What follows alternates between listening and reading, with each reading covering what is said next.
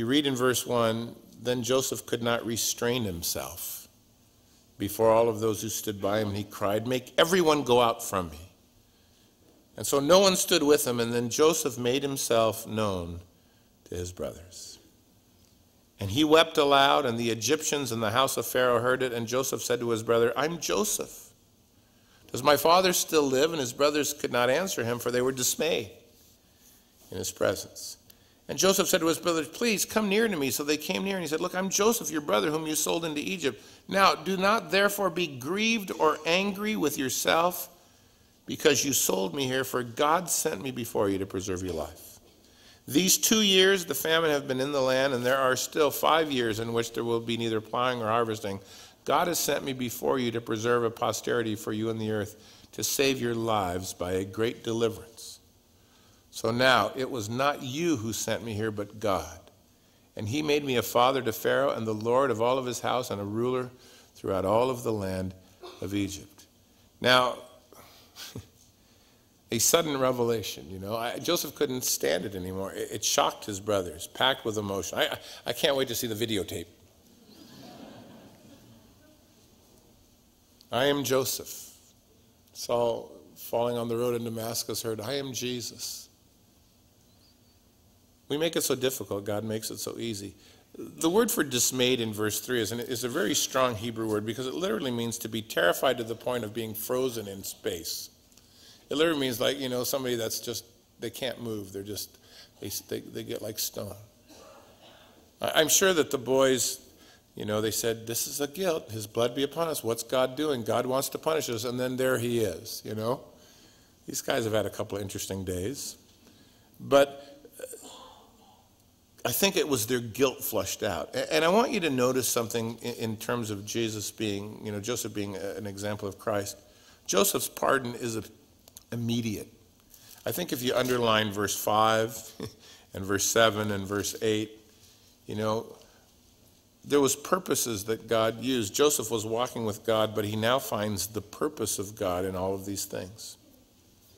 I think Joseph could have spent the better part of the last 23 years wondering why God would allow this kind of stuff. There is something about the why syndrome that for Christians is extremely destructive, and we hear it all the time at church. People call and say, Pastor, here, let me just tell you what's going on, then you can tell me what God's doing. I can't even tell you what I'm doing half the time. So that doesn't work, but Satan will seek to use why to challenge God's goodness and fairness and love and power. And there are two things in the Bible that God will never do. A, he will never explain his existence. He just declares it. In the beginning, God created heaven and earth. Where did he come from? Yeah, you'll just have to go with me on this one. He starts with his existence. Doesn't explain himself, doesn't seek to.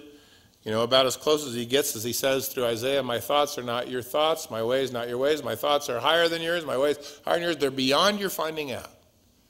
Well, that helps me. You read in Job 33, God speaking and saying, God is greater than man, don't contend with him. He doesn't give an account of any of his doings. So God doesn't explain himself, and he also doesn't defend himself. He won't explain his existence. He'll just declare that he is. He won't explain his ways. He'll just tell you that you won't get it. Your kids and mine, I'm sure, both grew up asking the why question, and finally you usually say, why do you ask so many questions? And they say, because. And they can go on for hours like this. But there are many of those things. When you go to the Lord with why, this is what he's going to say. Because? Well, can't you explain to me? No. Well, could you help me out? No. You just have to let me be God. And Joseph, for the last 23 years, up to this point, just let God be God. And I know we go through it in 3 hours together, but it is shocking to me to think that, he can hang on so long.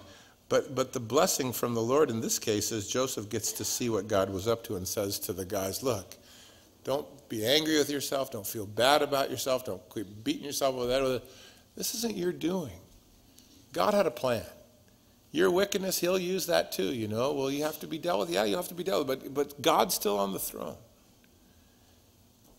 And because I'm God and you're not, and because I know what I'm doing and you don't, and because I see the end from the beginning and you can't, you're going to have to learn to trust me. And all of these years and in every place, Joseph was faithful to God.